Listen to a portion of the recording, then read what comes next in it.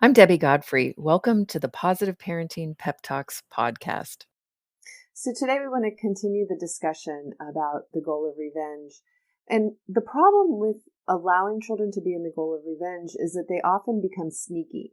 So when a child is saying or doing hurtful things and we punish them and we send them to their room or spank them or yell at them, they're often plotting their revenge on us. How are they going to get behind our back? How are they going to lie? How are they going to sneak? How are they going to cheat?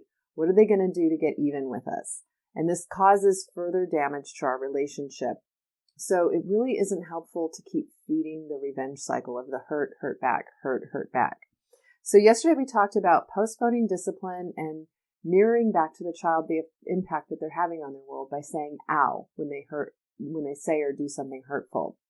The next thing that we need to do is to acknowledge and apologize for anything we've done to cause the revenge. And my experience has been about 80% of the time, I cause the revenge behavior in my kids. What I mean by that is that kids go into the goal of revenge when they feel hurt. About 80% of the time, me, the parent, causes that by yelling at them, punishing them, not having enough time for them. One of the things that I used to do when they were young that always caused the goal of revenge was I would essentially lie to them, not meaning to. It was just, I would say, I had to take them on errands with me when they were little. And I would say, okay, we're going to 2 banks in the post office and then we'll go home. And we would go to 2 banks in the post office and then I would try to slip in the grocery store. And they would just come unglued, go ballistic, be in the goal of revenge.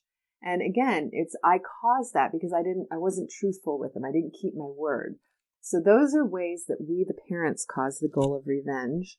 What you want to do is you want to, again, postpone discipline, say ow if they've said or done something hurtful, and then you want to apologize for anything you've done. So I'll say, I apologize for yelling at you, or I apologize for not listening to you.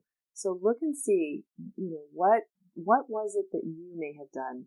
One time, my daughter was in the goal of revenge, and I had no idea why. She came home, slammed the door, talked back to me, and I said, "Ow, that hurts. I feel hurt by your behavior." And I'm racking my brain trying to think of what I did wrong, and I couldn't think of anything. And I said, I'm trying to figure out, Brianna, what I did to hurt you, and I can't think of anything. But if I did something, I apologize. And I just kind of did a blanket apology because I really didn't know what had happened. So you want to postpone the discipline, say ouch for if they've said or done something hurtful, apologize for anything you've done, and then you want to reestablish or reconnect your relationship. So you want to do something with your children that causes closeness. So with my son, I used to take him hiking or down to the beach or just go for a walk. With my middle daughter, I'd go shopping with her. And with Brianna, I was just spending time with her. And that instance when she slammed the door, she went to her room and I said, "I'm here if you need me." And she was just really upset. She came out about 10 minutes later. She was bawling her head off, holding her while she's sobbing. And a few minutes into it, she says, "I got in a fight with my best friends today and we're not friends anymore." And I was like, oh my gosh, so that's what caused the goal of revenge. And as I said, 80% of the time we parents cause it.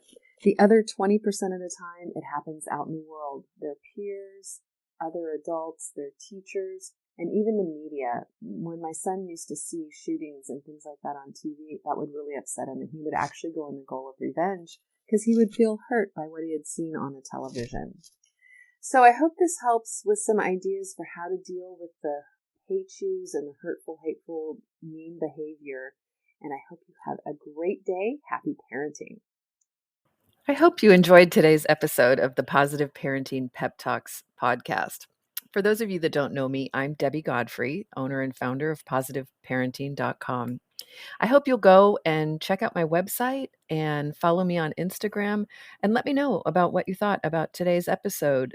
Did you learn something new? Were you able to do something different with your children? Did you have a success story? Those are my favorite to share. Let me know. Contact me. I'd love to hear from you. And also, what future topics would you be interested in hearing about on the Positive Parenting Pep Talks podcast? Thank you so much for being here and for all of your support. Take care and happy parenting.